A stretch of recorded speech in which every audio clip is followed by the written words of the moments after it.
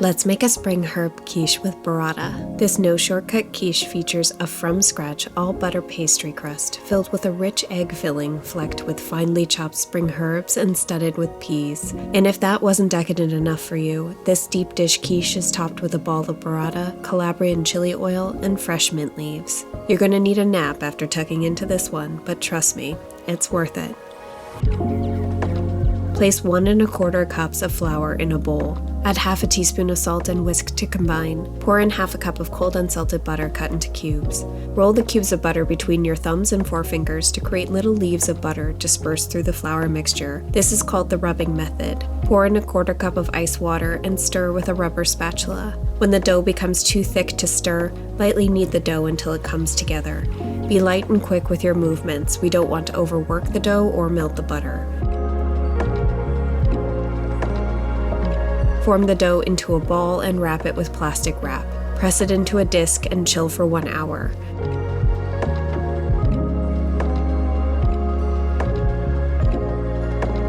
When the hour is up, dust the counter with flour. Roll the dough out to a 1/4 inch thickness. Take your time here. Slowly work the dough from the center outwards, rotating it frequently as it expands. This will help prevent cracks from forming along the edges of the pastry. When the dough is thin enough, coil it around the rolling pin. Unspool it over a 9-inch pie plate. Tuck the pastry into the corners of the plate and fold the uneven edges into themselves to create a raised border. Using your thumb and forefingers, crimp the edges.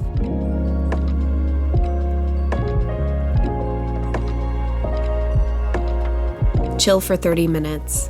This is a good time to preheat the oven to 375 degrees Fahrenheit.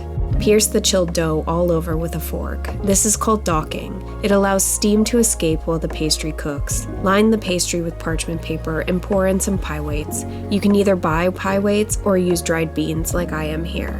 Bake the pastry for 20 minutes. While the pastry is in the oven, slice 3 shallots into half moons.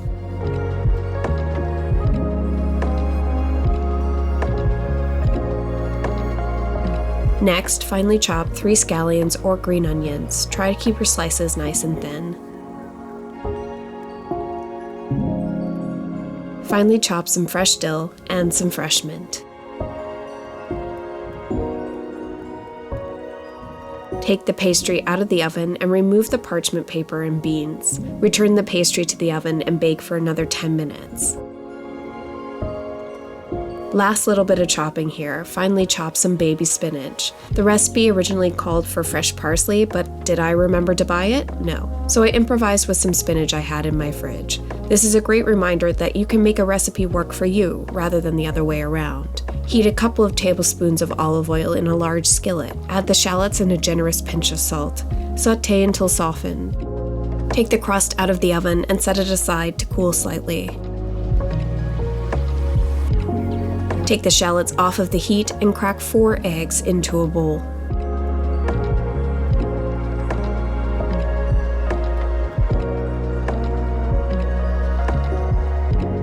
Add half a cup of heavy cream and half a cup of milk. I use 2%. Add a tablespoon of Dijon mustard and 3/4 of a teaspoon of salt. Whisk to combine.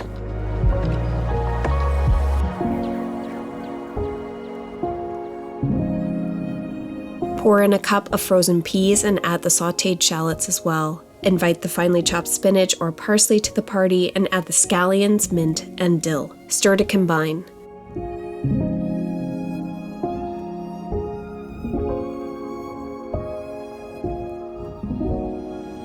Pour the egg mixture into the slightly cooled pastry and cover the crust with a silicone protector. This will keep the edges from browning too much. You can use tin foil instead.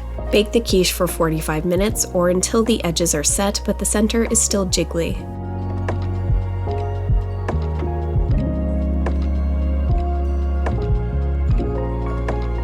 Let cool for 30 minutes. When the 30 minutes are up, top the quiche with a large ball of burrata. Spoon some Calabrian chili oil over the burrata and finish with some fresh mint leaves. And there you go, a spring herb quiche with burrata, a truly epic brunch if there ever was one. Thank you for following along. If you enjoyed this video, don't forget to give it a like, share it with a friend, and subscribe to this channel. And if you've already subscribed, thank you so much for your support. See you next time.